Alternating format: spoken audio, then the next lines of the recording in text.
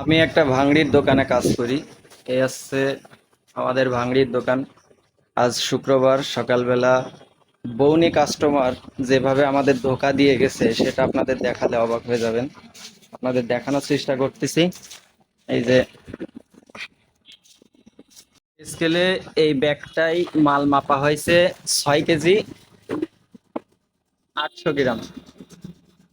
আমি তো আর মাল খুলে দেখিনি,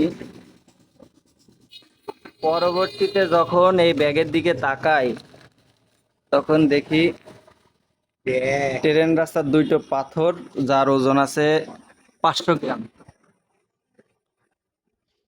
এই লোহার সাথে এই দুটো পাথর দিয়ে চলে গেছে। আমার কাছে কথা হচ্ছে, এই 500 গ্রাম পাথর দিয়ে তুই কতটা বড় লোক হতে পেরেছিস? সকালবেলায় যে এরকম একটা বাটপারি করে গেলি। ওই ছেলেটা আবার নোয়াপাড়া কলেজে পড়ে, একটা কলেজে পড়া ছেলে, শিক্ষিত, যথেষ্ট পরিমাণে শিক্ষিত, সে কিভাবে এরকম একটা কাজ করতে পারে? আপনারাই বলেন, প্রত্যেকটা মানুষের বিবেক থাকা উচিত। এই আধা কেজি লোহায় ওর কয় টাকায় লাভ হবে বলেন? একটা সামান্য সিগারেটের দাম হবে, এই ছাড়া বেশি কিছু না।